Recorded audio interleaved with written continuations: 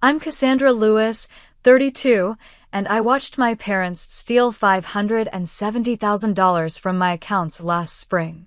Money I'd supposedly saved over 10 years of brutal work hours and careful investing. They thought they were securing my brother Ethan's future, their golden child who could never do wrong. What they didn't know, those accounts were fake. The money was a mirage. I'd spent years setting this trap, knowing exactly what they'd do when temptation arose. Before I tell you how I caught my parents red-handed, let me know where you're watching from. Hit subscribe if you've ever dealt with toxic family members who've taken advantage of you. Trust me, you'll want to see how this ends. Growing up in Westport, Connecticut meant a life of material comfort but emotional neglect. Our colonial-style house, with its manicured lawn, projected the perfect family image to neighbors and colleagues of my father, Harold, a corporate attorney, and my mother, Diana, who ran a successful interior design business.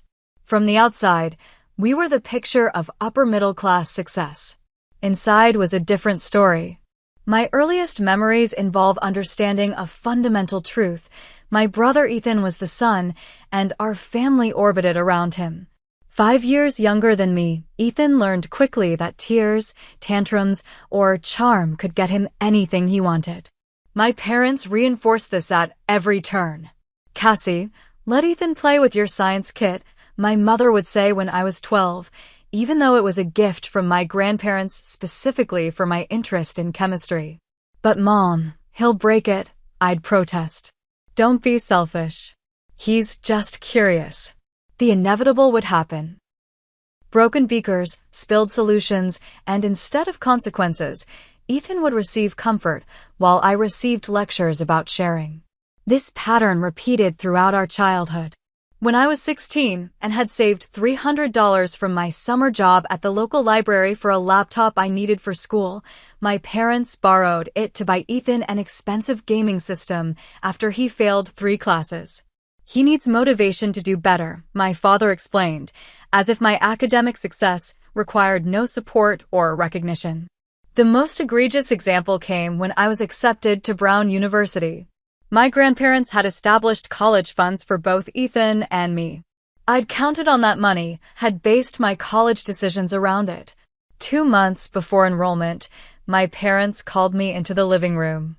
"Cassandra, we need to discuss your college plans," my father said, glasses perched on his nose as he reviewed financial statements spread across the coffee table.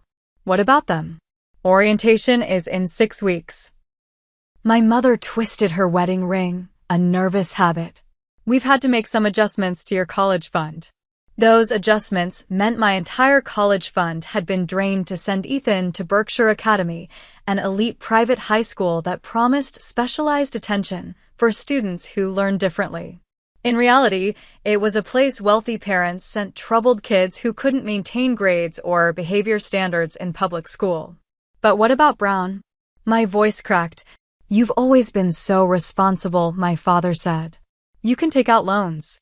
Apply for more scholarships. Maybe start at community college.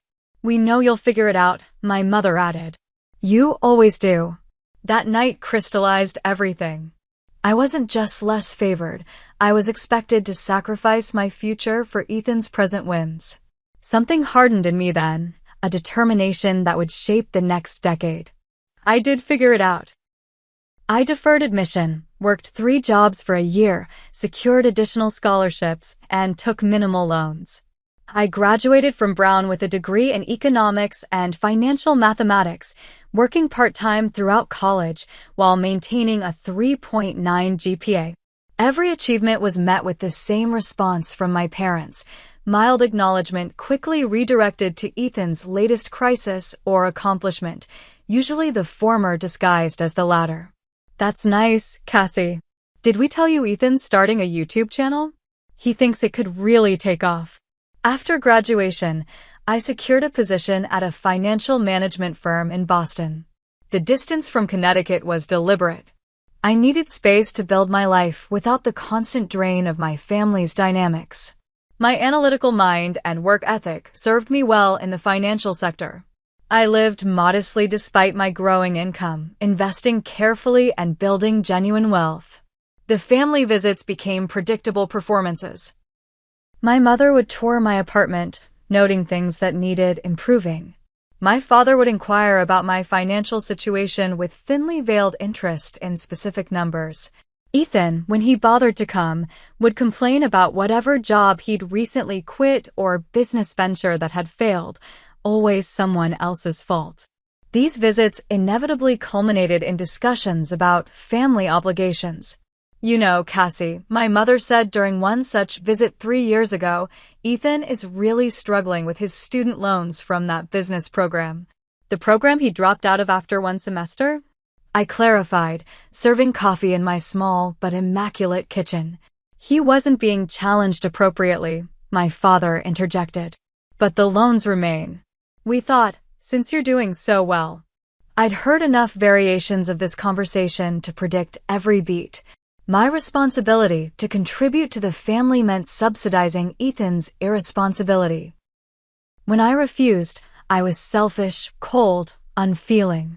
Family helps family was my mother's refrain, though the help only seemed to flow in one direction. As my genuine savings and investments grew, so did their interest in my finances. Each conversation became more probing, each visit more focused on what I had and what Ethan needed. The resentment I'd carried since childhood evolved into something more calculated, suspicion, and eventually, certainty about what they would do given the opportunity. That's when the idea first formed. Not just to protect my assets, but to expose the truth about our family dynamic once and for all. If they were willing to steal from me, I needed to know. And I needed proof that would make denial impossible. By my 30th birthday, I'd established myself as something of a rising star at Meridian Financial Management. My client portfolio had grown significantly, and I developed a reputation for both strategic thinking and careful risk assessment. The irony wasn't lost on me. I'd learned to anticipate worst-case scenarios from a lifetime of watching my parents prioritize Ethan's wants over my needs. My actual financial situation was solid. 10 years of disciplined saving and strategic investing had built a portfolio worth substantially more than the $570,000 I would eventually dangle as bait. The real accounts were diversified across multiple institutions, with security measures far beyond what most people implement. This wasn't paranoia, it was preparation. Creating the illusion began with establishing digital footprints for accounts that didn't technically exist. I started by opening legitimate accounts at banks different from my primary institutions, depositing minimal amounts to activate them.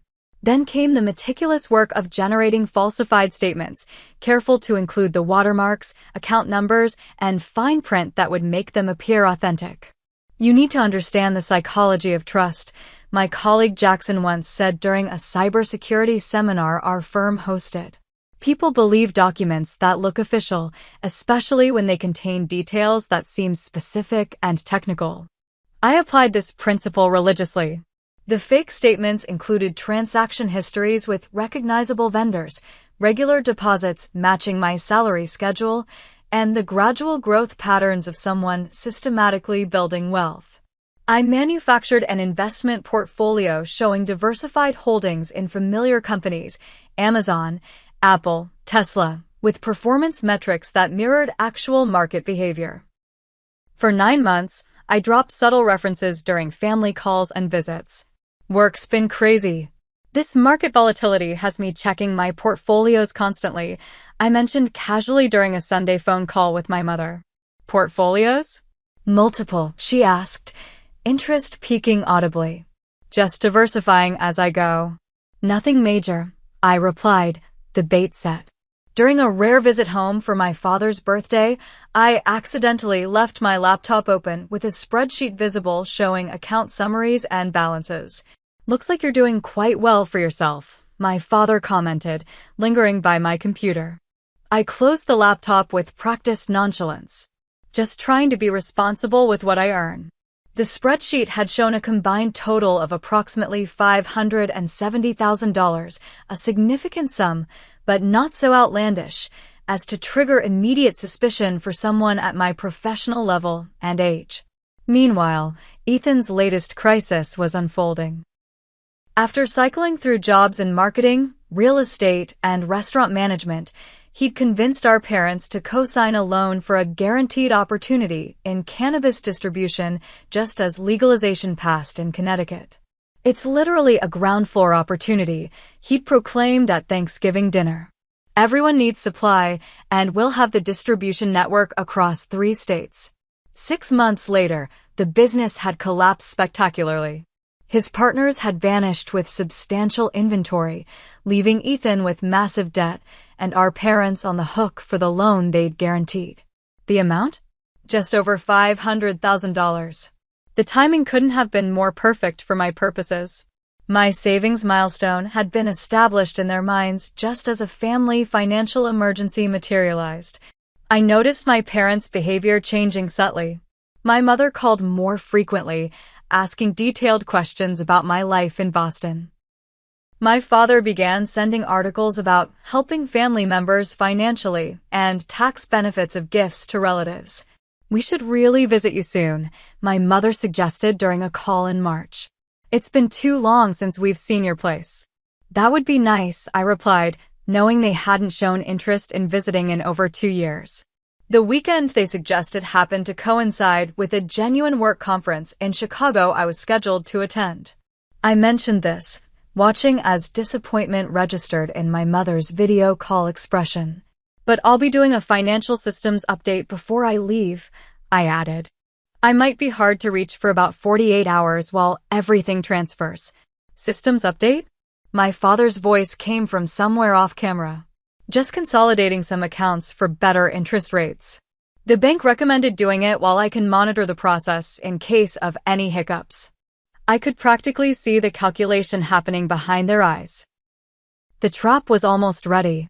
I installed unobtrusive security cameras in my apartment, focusing particularly on my home office. I created convincing but entirely fake online banking portals that would record access attempts. The passwords I used for these decoy accounts were intentionally vulnerable, variations of my birthday, address, and our family dog's name, things my parents might guess if they went looking. Most importantly, I established a tracking system that would document any attempted transfers from these fictitious accounts. If money was moved, I would know exactly when, where, and how much. The night before leaving for Chicago, I called my parents. "Just checking in before my trip. I'll be mostly offline once I start this financial update tomorrow afternoon. Do you need someone to water your plants while you're gone?" my mother asked, too casually. I smiled to myself. No need. It's just a weekend trip, and I have those self-watering globes now. "Well, if you need anything checked on at your place, just let us know. Your father and I could drive up." "Thanks, but everything's set. I'll call when I'm back Sunday night." As I packed for Chicago, I deliberately left financial folders labeled account summaries and investment portfolio visible on my desk. Inside were the carefully crafted statements showing my fictitious wealth. In the top drawer, I placed a handwritten note with account access information, including the vulnerable passwords. The trap was set. All that remained was to see if they would take the bait. The Financial Technology Conference in Chicago provided perfect cover.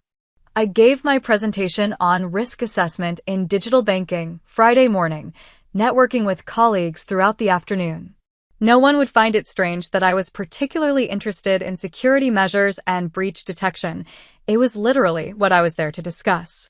While maintaining a professional presence at the conference, I monitored the security feed from my apartment on my tablet during breaks. Friday passed without incident. Saturday morning, I participated in a panel discussion, my phone silenced but visible on the table before me. At 1:17 p.m., the security alert flashed on my screen. Motion detected in my apartment. Excusing myself from the post-panel networking, I found a quiet corner in the hotel lobby and opened the security app. The footage showed my parents entering my apartment using the spare key I'd given them for emergencies years ago. "I feel terrible about this," my mother said, glancing around nervously as they entered. My father's response was immediate. "We're just checking on things while she's away. She'd want us to make sure everything's secure during this financial update," she mentioned. They moved with purpose toward my home office, not bothering to check the kitchen or living room, the areas one would typically check on if genuinely concerned about an apartment's security. In my office, my father immediately went to my desk while my mother stood watch at the door. "Harold, hurry," she urged. "What if she has one of those video doorbells or something?" "She doesn't," he replied confidently. "I checked when we came in. Besides, she's in Chicago until tomorrow night."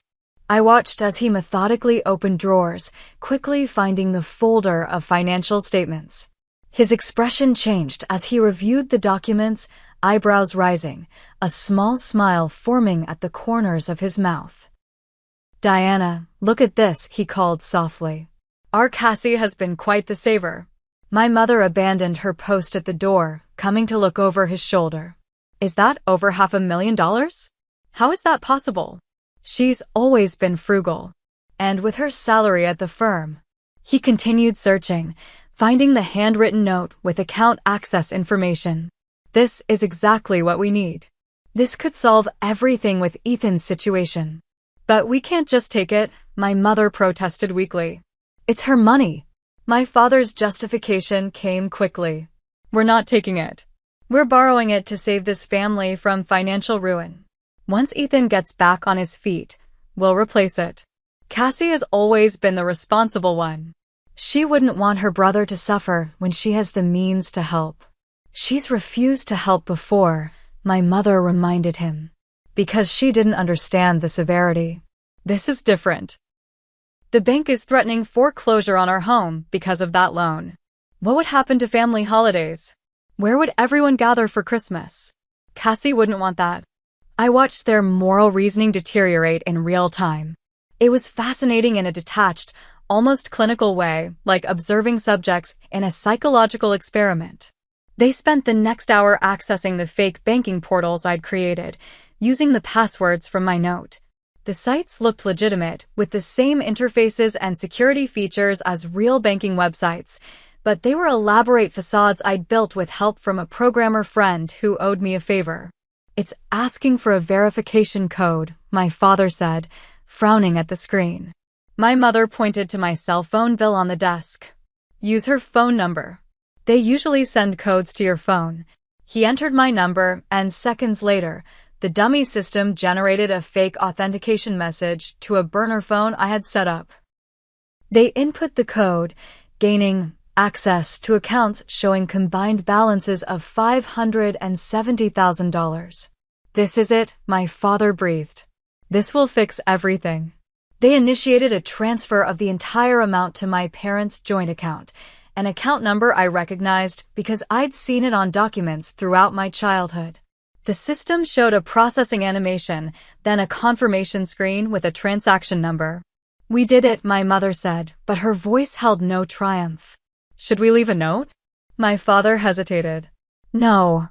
We'll call her tomorrow evening when she's back. We'll explain everything then. She'll understand once we tell her about the foreclosure risk." "What if she doesn't?" My mother's voice was small. "She will," he insisted. "Family comes first. Cassie knows that." They carefully replaced everything as they'd found it, erased the browsing history on my computer, and left the apartment, locking the door behind them. From my hotel room in Chicago, I watched the entire process, recording every moment. The money they thought they'd transferred was never real. The confirmation number they'd received would lead nowhere. But the evidence of their attempted theft was now documented irrefutably. Despite knowing this moment would come, despite planning for it meticulously, I felt a hollow sensation in my chest. Intellectual preparation couldn't completely shield me from the emotional reality. My parents had just stolen over $500,000 from me without a moment's genuine hesitation. Their justifications, family obligation, Ethan's needs, Temporary borrowing were transparent lies they told themselves to maintain their self-image as good parents. I closed my laptop and stared out the window at Chicago's skyline. 10 years of suspicion confirmed in a single afternoon. The trap had worked perfectly. Now came the harder part, the confrontation. Sunday evening, I returned to Boston. My flight landed at 6:42 p.m., and I took a rideshare directly to my apartment. Everything looked exactly as I'd left it. My parents had been careful to leave no trace of their visit. If not for the security footage, there would be no evidence they'd been there at all. I unpacked methodically, then sat at my desk and opened my actual laptop, not the decoy I'd left visible. For 3 hours, I reviewed the footage again, taking notes and preparing for what would come next. At precisely 10 p.m., I called my parents' home phone. "Hello." My mother answered, her voice casual. "Mom? It's Cassie." I worked to keep my voice panicked, unsteady. "Something's happened. Something really bad." "Cassie? What's wrong? Are you okay?" Her concern sounded genuine, which only amplified the hypocrisy. "My accounts, my savings, my investments, they're empty. Over $500,000 gone." I allowed my voice to crack. "I just got back from Chicago and checked everything, and it's all gone." A pause. Then, "Oh my God. Are you sure? Could it be some kind of banking error? The transactions show a transfer to another account yesterday afternoon. While I was in Chicago." "Mom, I've been robbed." Another pause, longer this time. I heard muffled voices, my mother covering the receiver to speak to my father. "Have you called the police?" she finally asked. "Not yet. I'm trying to understand what happened first. The bank's fraud department is closed until morning." I took a deep breath. "I thought I should call you and Dad. I don't know what to do." Maybe you should come home for a few days," my mother suggested tentatively. "Until this gets sorted out." "That's actually a good idea. I'll drive down tonight. I'm too upset to sleep anyway." "Tonight? It's already so late. I need to be around family right now, Mom." I emphasized the word family slightly. "I'll be there in a few hours." Before she could protest further, I ended the call and began packing an overnight bag. Inside went a laptop containing all the evidence, a portable printer, and several USB drives with backup copies of everything. The 3-hour drive to Connecticut would give my parents time to panic, to contemplate their options, to perhaps convince themselves I couldn't possibly know it was them. The night was clear, the highway nearly empty. I drove with mechanical precision, mind cycling through the confrontation scenarios I'd anticipated. By the time I pulled into my parents' driveway at 1:30 a.m., lights were still on in the living room. They'd been waiting up, as I'd expected. My mother opened the door before I could knock, pulling me into a hug that felt rehearsed. "Oh, sweetie. Come in, come in. Your father's in the living room." I entered the familiar space, noting nothing had changed in the decor for nearly a decade. My father stood awkwardly by the fireplace, hands in his pockets. "Cassie, we were so worried when you called." "Were you?" I set my bag down carefully. "Of course we were," my mother interjected. "To think that someone could just take all your money like that, it's terrifying." I nodded slowly. It is terrifying. Betrayal usually is. Something in my tone made them both stiffen slightly. My father cleared his throat. "Have you learned anything more about the transfer? Any leads on who might have done this?" "Actually, yes." I unzipped my bag and removed my laptop. "I know exactly who did it." That's good," my mother said uncertainly. "The police should be able to track them down then." "No need for police. The culprits are in this room." The silence that followed was absolute. My father recovered first. "Cassandra, you're upset." "Understandably so. But you need to be careful about making accusations."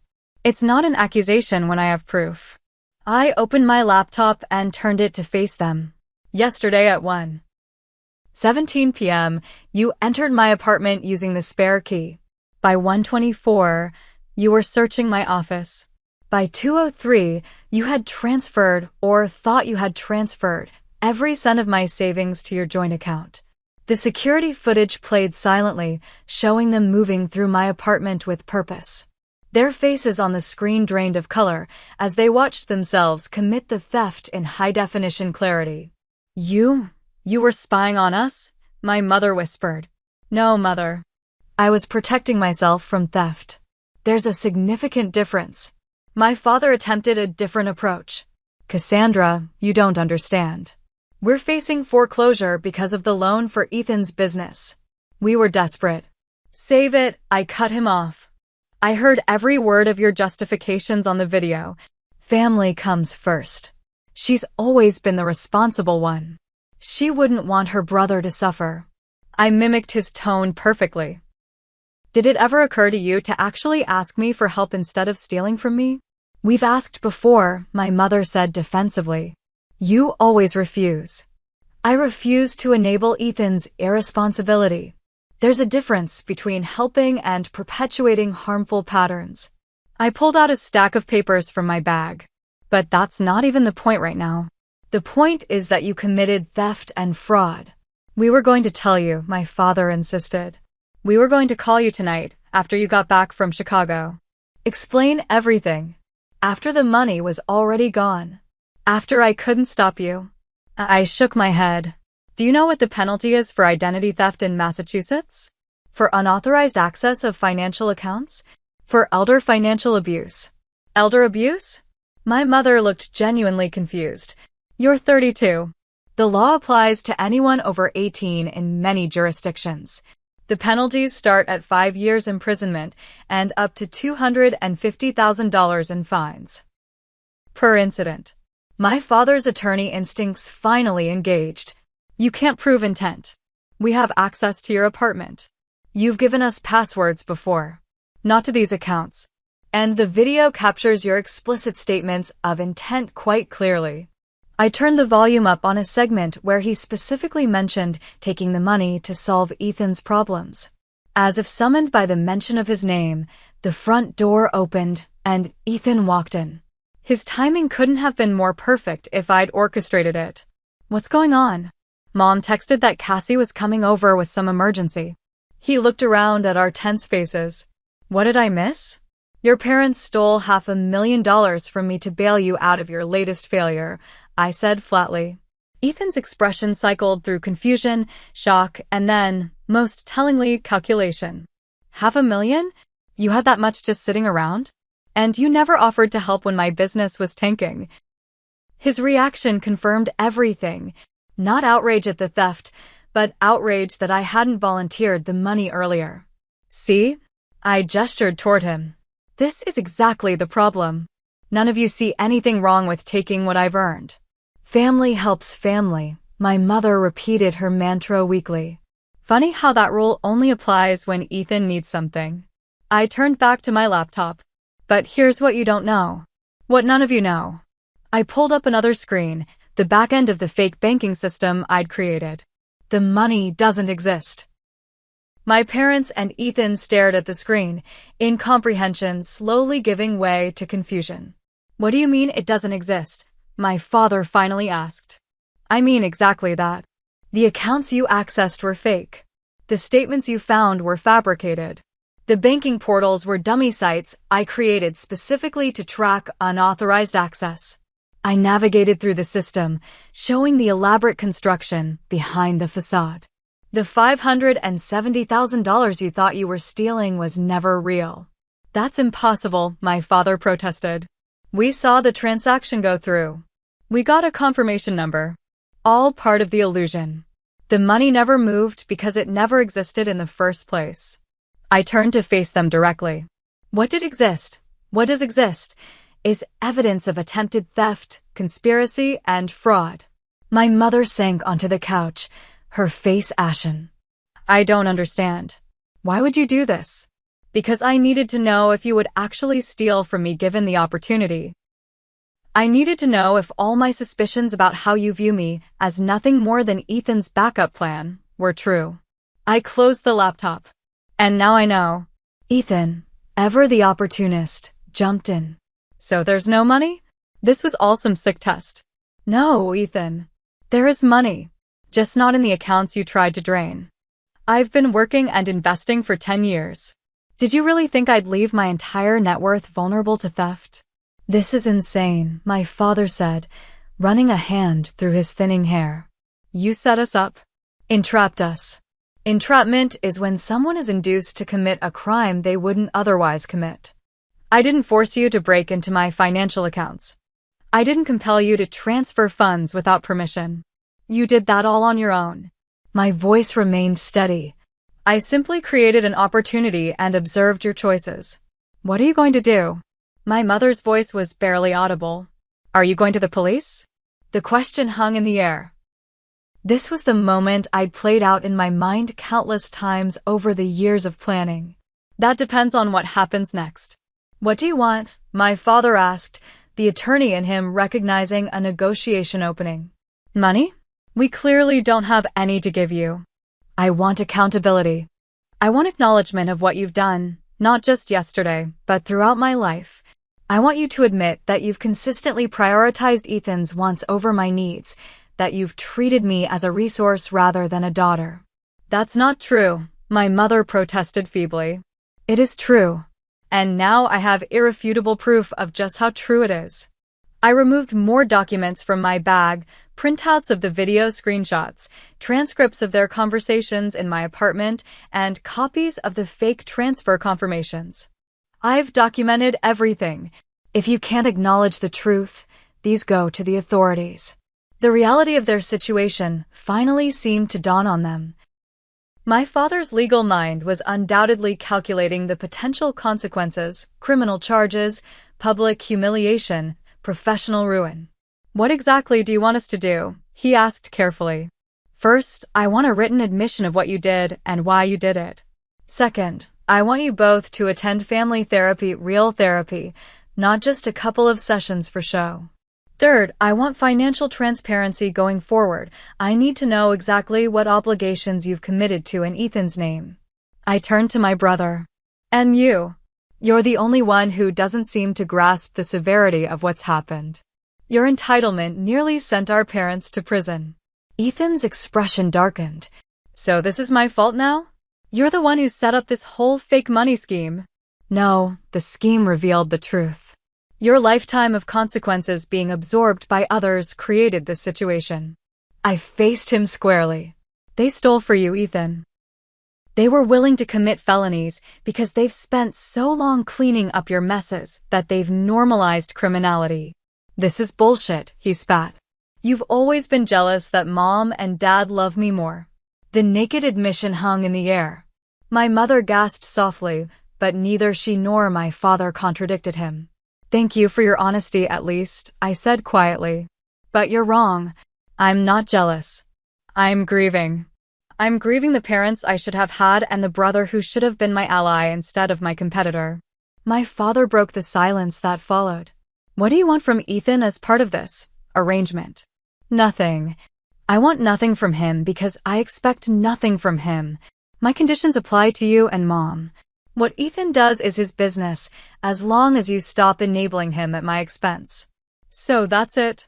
Ethan's voice rose. You're cutting me off? Turning Mom and Dad against me with your lies and manipulations.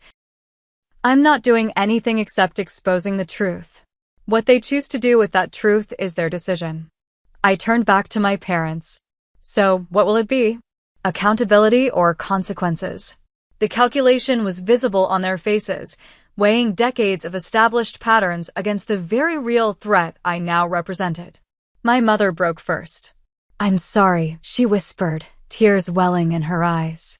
I didn't realize. I never thought about how it looked from your perspective. Diana, my father warned. No, Harold. She's right. My mother straightened her shoulders.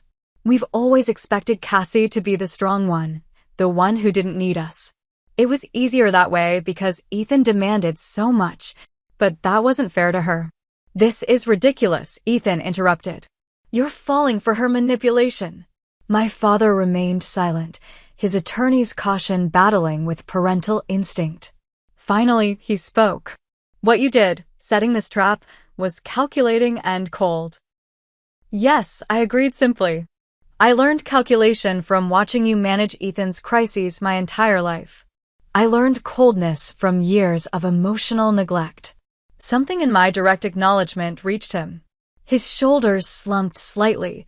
We did try to steal your money, he admitted quietly. We justified it a dozen different ways, but that's what it was. Theft. Ethan looked between our parents in disbelief. You're both going to cave to her demands? After everything you've done for me? After all the sacrifices? That's exactly the point, Ethan, my mother said tiredly. We've sacrificed Cassie for you repeatedly. We just didn't let ourselves see it that way. Ethan's face contorted with rage. This is unbelievable. She sets up this elaborate scheme to make you look bad, and you're thanking her for it. He grabbed his jacket from the coat rack. Call me when you remember who's actually been here for you all these years. The door slammed behind him with such force that the family photos on the wall rattled. One fell, the frame cracking as it hit the floor, appropriately, a portrait of the four of us from my high school graduation. In the silence that followed, something shifted. The family dynamic that had persisted for decades had finally fractured under the weight of undeniable truth. I'll draft the admission letter tonight, my father said quietly. And I'll research family therapists in the morning. My mother wiped her tears. Will you? Will you stay? At least for tonight. I considered the question. Part of me wanted to leave immediately, to return to the life I'd built independent of their toxic patterns. But another part recognized this fragile moment of potential change. I'll stay, I said. But in the guest room, not my old bedroom. I need some space. As I carried my bag upstairs, I heard my mother's soft sobs and my father's murmured consolations. The confrontation had unfolded almost exactly as I'd anticipated, yet the emotional reality was far more complex than my planning had accounted for. The trap had worked perfectly, but the aftermath would require navigation I couldn't entirely predict. In the guest room, I sent a quick text to my closest friend, Zoe, it's done. They took the bait. Everything's changing. Her response came seconds later. Are you okay? I stared at the question for a long moment. Not yet, I finally replied. But maybe someday? The weeks following the confrontation unfolded in a series of uncomfortable but necessary conversations. True to his word, my father drafted a 5-page document detailing the attempted theft, their motivations, and a full acknowledgement of the pattern of favoritism that had characterized our family dynamic for decades. My mother added a handwritten addendum expressing remorse that seemed genuine, if still tinged with confusion about how we'd reached this point. I returned to Boston after 2 days in Connecticut, needing distance to process everything. The family therapy sessions began the following weekend, my parents attending in person while I joined via video call.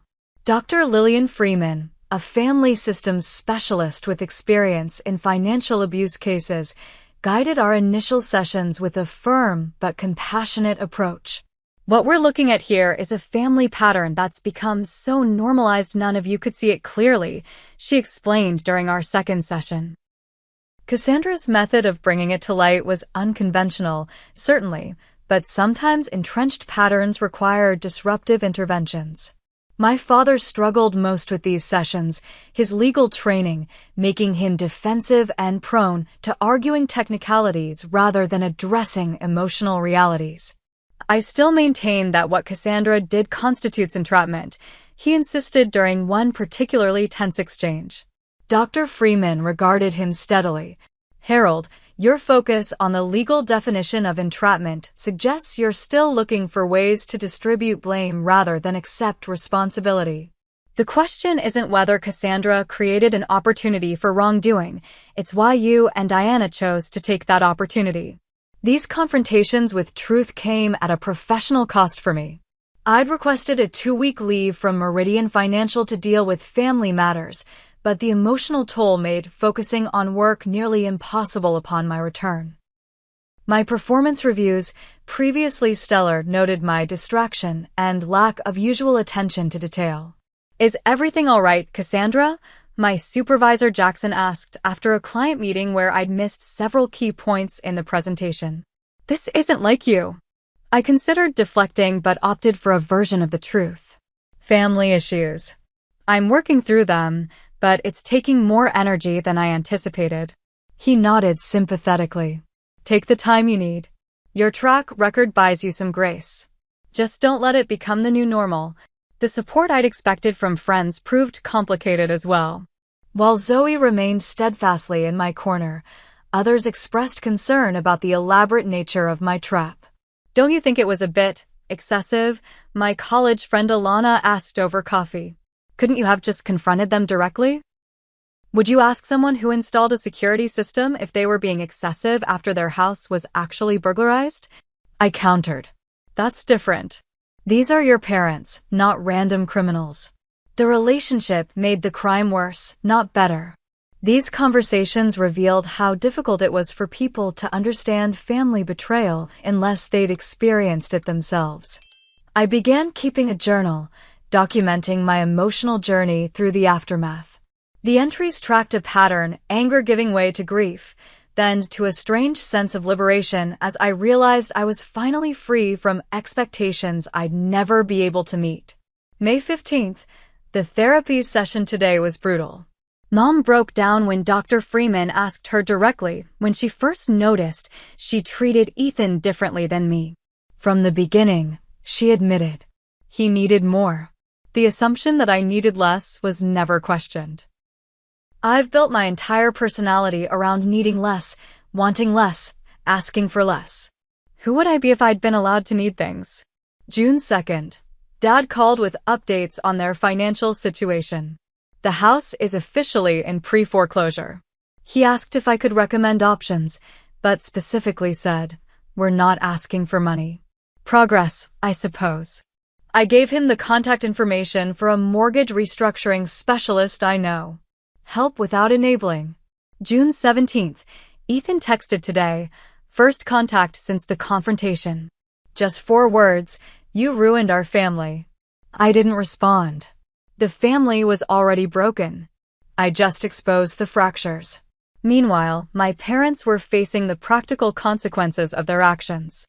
Without my fictional $570,000 to solve their financial problems, they had to confront the reality of potential foreclosure and bankruptcy. My father, at 63, couldn't afford to retire as planned.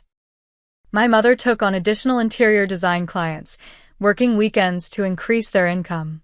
During our 4th therapy session, Dr. Freeman guided us through a discussion of financial boundaries. Diana, Harold, I'd like you to share with Cassandra the full extent of your financial commitments regarding Ethan, she prompted. The subsequent revelation was staggering.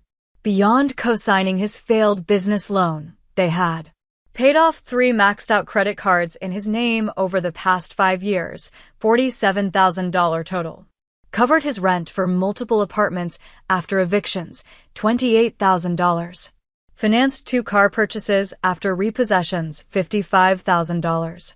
Paid legal fees for a DUI and subsequent probation violation, $18,000. Regularly supplemented his income with loans that were never repaid, approximately $2,000 monthly for the past 3 years. Where did all this money come from? I asked, genuinely shocked at the magnitude. My mother looked down at her hands. We've remortgaged the house twice. Taken loans against your father's retirement accounts. Maxed out our own credit cards. And you never thought to just stop? I struggled to keep my tone neutral. He's our son, my father said, as if that explained everything. In their world, it did. He's an adult, I countered. One you've prevented from experiencing the natural consequences of his choices. Dr. Freeman intervened. This pattern is what we call enabling, and it's incredibly difficult to break because it's driven by love and fear, love for your child and fear of seeing them struggle. The problem is that it ultimately harms everyone involved. My mother nodded slowly. I can see that now. We thought we were helping, but we were just prolonging the inevitable and hurting Cassie in the process. This acknowledgement, however small, felt monumental. Ethan's response to the family's changing dynamic was predictable but still painful to witness. When our parents stopped providing financial support, he cycled through anger, manipulation, and, ultimately, desperate attempts to find new sources of funding. He showed up at the house demanding money, my mother reported during a phone call in late June. When we refused, he threatened to sell the car we co-signed for. We told him that was his choice, but we wouldn't be covering any balance remaining on the loan. How did he take that? I asked. He called us terrible parents. Said we'd abandoned him when he needed us most. Her voice wavered. It was awful, Cassie. But we held firm. This new resolve was tested repeatedly as Ethan's situation deteriorated. He lost his apartment, couch-surfed with increasingly distant friends, and finally moved into a shared house with 5 roommates. His social media posts alternated between self-pity and vague accusations about toxic family members who had shown their true colors. I maintained my distance from him, declining his occasional requests to talk things out, when they inevitably came with thinly veiled hints about financial difficulties. The pattern was too established to believe these overtures represented genuine change. By August, 3 months after the confrontation, a new equilibrium had begun to establish itself. My parents continued therapy, both with Dr. Freeman and a financial counselor who helped them develop a sustainable plan to address their debt. They sold their oversized house, the one that had hosted decades of family holidays, and moved into a modest condominium that better suited their actual needs and financial reality. It's strange, my mother admitted during one of our now weekly phone calls. I thought I'd feel lost without the big house, all the space for family gatherings. But there's something freeing about downsizing. Less to maintain. Less to worry about. My own healing progressed more slowly. Trust, once broken so fundamentally, couldn't be repaired with a few months of therapy and apologetic phone calls. I maintained careful boundaries, limiting visits and keeping financial discussions focused on their recovery rather than my resources. Work gradually became a refuge again rather than another source of stress. I channeled my experience into a proposal for a new service at Meridian Financial, specialized financial planning for adult children of financially unstable parents. The initiative earned me recognition from senior management and helped transform my personal trauma into professional growth. This is impressive, Lewis, the VP of Client Services commented after my presentation. There's a real market need here that no one's addressing directly. In September, I received an unexpected email from Ethan.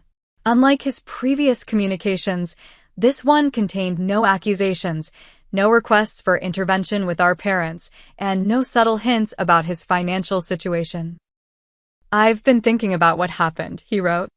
I'm not ready to say you were right about everything. I still think the way you went about this was messed up. But I can see now that Mom and Dad did treat us differently, and that I got used to being bailed out.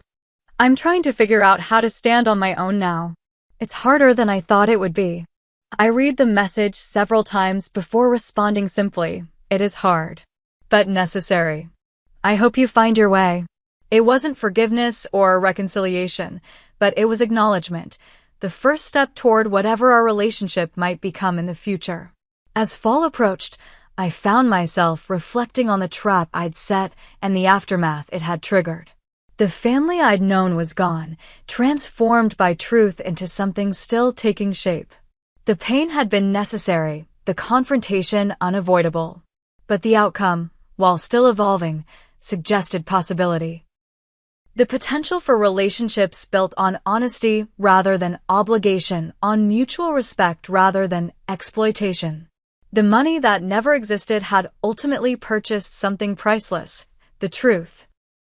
6 months after the confrontation that shattered our family's facade, I returned to Connecticut for Thanksgiving, the first holiday since everything had changed. My parents' condominium was a stark contrast to our former family home, practical, modest, with none of the pretension that had characterized their previous lifestyle.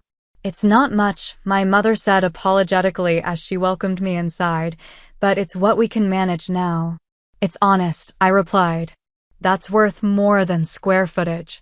The absence of Ethan was palpable but not discussed directly. He'd declined the invitation, still maintaining limited contact with our parents and even less with me. According to my mother, he'd found steady work at a marketing firm and was trying to get his finances in order, though the details remained vague. As we prepared dinner together, something we'd rarely done in the past, with my mother usually insisting on handling everything herself, I noticed subtle but significant changes in our interactions. My father asked my opinion about investment options for his delayed retirement. My mother listened attentively when I spoke rather than scanning the room for Ethan's needs. Small shifts, but meaningful ones. Over dinner, my father raised his glass. I'd like to propose a toast. To honesty, however painful it might be. And to the daughter who had the courage to force us to see it. The acknowledgement brought unexpected tears to my eyes. I didn't want to be right, I admitted. I set the trap hoping you'd prove me wrong. We failed that test spectacularly, my mother said with a sad smile. But maybe failing was necessary. We couldn't fix what we wouldn't acknowledge. This new honesty extended beyond our immediate family situation. In therapy, my parents had begun examining patterns in their own upbringings that had contributed to their parenting approaches. My father's parents had valued achievement above all else, creating a mindset where worth was tied to success. My mother, the youngest of 4 sisters, had been alternately spoiled and ignored, leaving her with conflicted views on attention and care.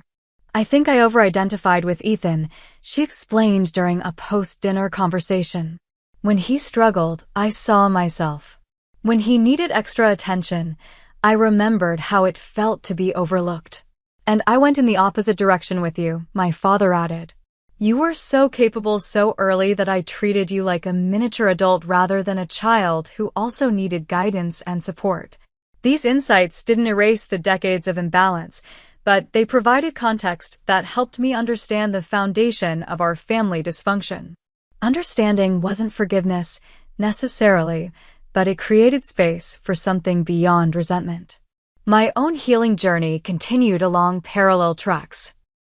Professional therapy had helped me recognize patterns I'd developed in response to my family dynamic, perfectionism, self-sufficiency to the point of isolation, difficulty trusting others' intentions. Acknowledging these patterns was the first step toward changing them. The trap you set was brilliant in its execution, my therapist Dr. Chin had noted, but it also reveals how deeply you expect betrayal. The question now is whether you can build relationships without constantly testing them. This observation had stung with its accuracy. The financial trap for my parents had been the most elaborate test I'd constructed, but not the first.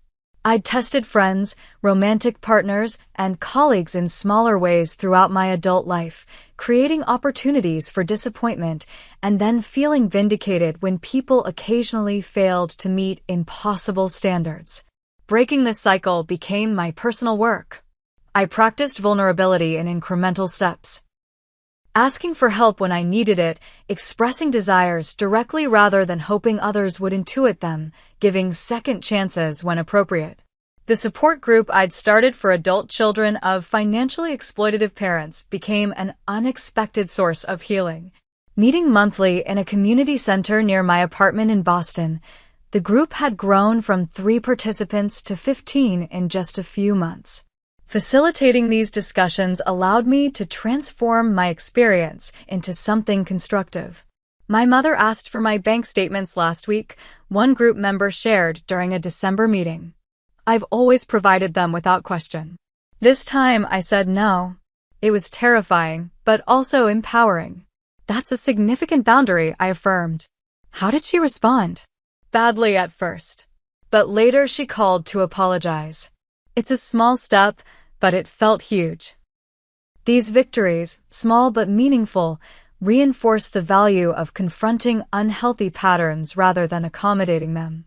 The financial boundaries I'd established with my own parents had held firm. They hadn't asked for money since the confrontation, even when facing difficult decisions about medical care when my father experienced heart problems in October. "We'll figure it out," my mother had said when I inquired about the costs. "Your father and I are learning to live within our actual means." Professionally, my focus on family financial dynamics had translated into a promotion to senior financial advisor specializing in intergenerational wealth planning. My experiences gave me insight into the emotional aspects of money that many advisors overlooked, allowing me to connect with clients navigating complex family situations. "The money isn't just money," I often explain to colleagues. "It's a proxy for power, love, security, freedom." When we ignore the emotional dimension, we miss the real issues driving financial decisions. As winter settled over Boston, I received an unexpected email from Ethan requesting to meet during his business trip to the city. After careful consideration, I agreed to coffee at a neutral location. The Ethan who arrived at the cafe was noticeably different from the entitled brother I'd grown up with.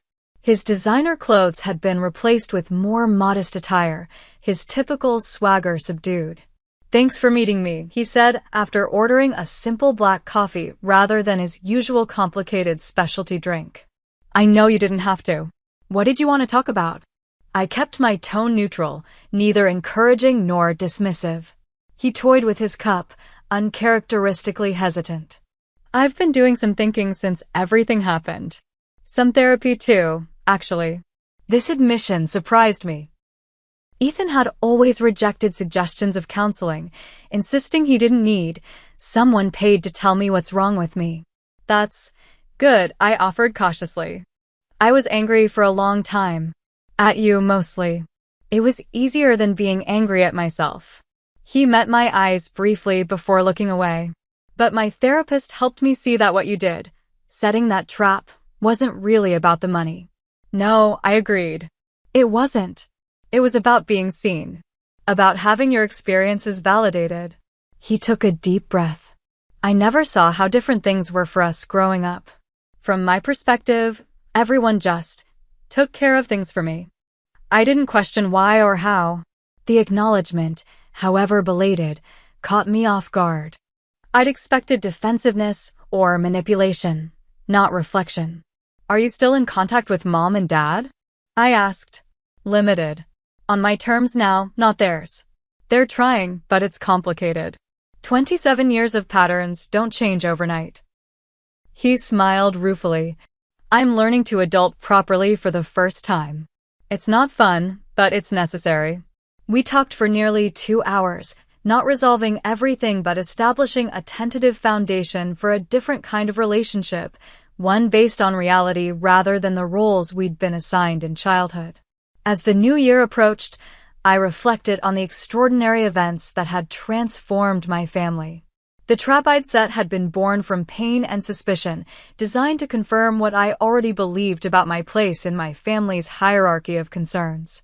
The evidence it provided had been irrefutable, forcing acknowledgement of patterns too entrenched to be addressed through conventional means. The cost had been high. Our family, as it once existed, was gone, replaced by more cautious, more honest relationships still in the process of redefinition. My parents continued to work through the financial consequences of their choices, facing retirement with far fewer resources than they'd planned. Ethan struggled with the removal of the safety net that had protected him from consequences his entire life. Yet amid these difficulties, something valuable had emerged: truth and the possibility of connections based on authentic understanding rather than obligation or exploitation.